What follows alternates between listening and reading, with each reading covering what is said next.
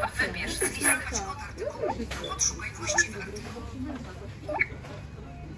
W wadze umieść artykuł w sprawie...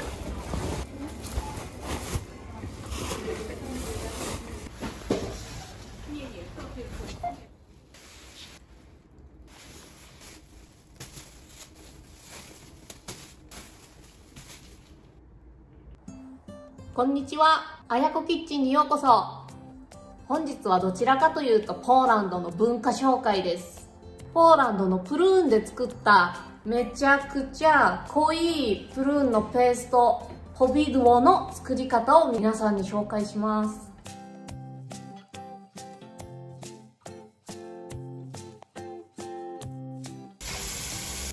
はい、まず最初にプルーンをきれいに洗っていきます。この時ついでにヘタも取ってしまいましょう。今日ちなみにプルーンの総量は 4500g でやっています。ちょっと量が多いのでプルーンを半分ずつに分けてまず洗っていきます。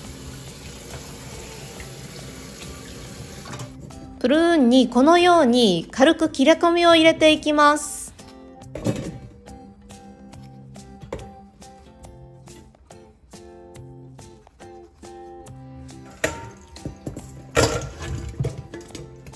そして種を取り出していきます。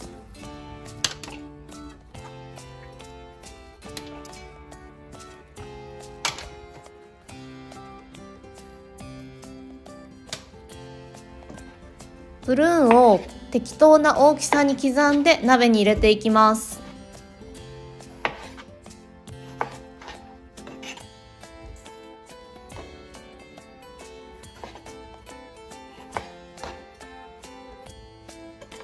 まずこの刻んだプルーン半量を中火にかけて水分を出していきます。この際にプルーンが焦げつかないように時々鍋底をかき回してください。ちなみにこの作業をしている間に残りのプルーン半分も洗って刻んでおきます。このように最初の半分のプルーンが煮立って水分が出てきたら、残り半分の一部のプルーンをまたさらに鍋に加えていきます。鍋の中のプルーンがクタクタになってきたら残りすべてのプルーンも加えます。鍋底を焦げつかさないように時々かき混ぜます。ちなみに総量マイナス種の量が正味になります。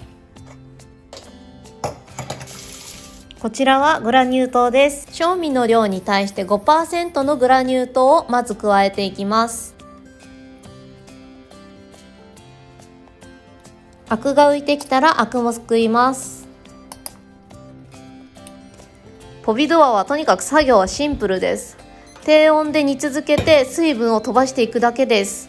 だけど鍋底が本当に焦げつきやすいので、すぐにかき混ぜられるように常に鍋の横にいて何か別の作業をしていることをお勧めします。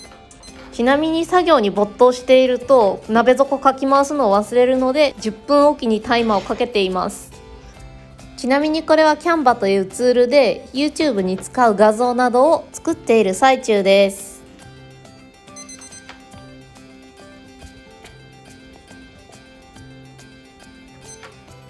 このぐらいのとろみがついてきたら火は弱火にします。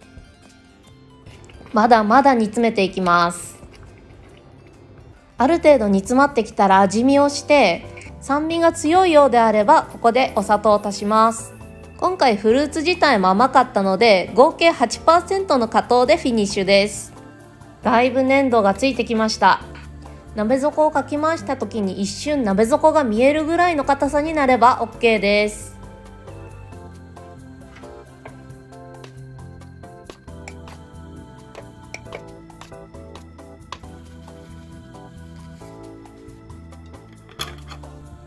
瓶の煮沸長期保存方法につきましてはジャム作り全工程の動画で詳しく説明していますのでそちらをご覧になってください。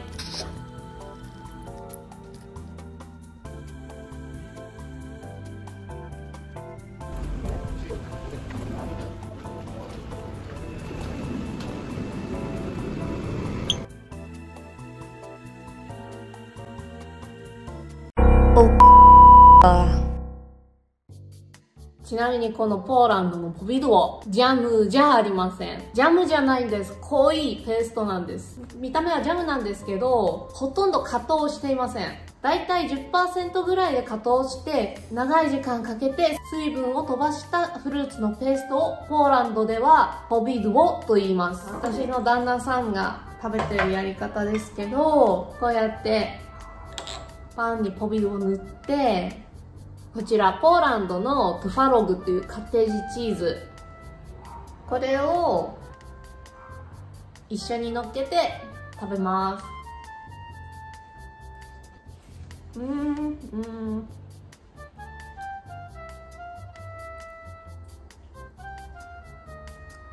私はこれない方が好きみたい。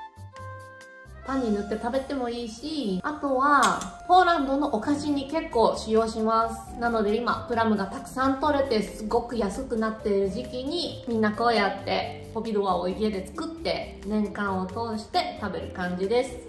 この動画が良かったらいいねとチャンネル登録もお願いします。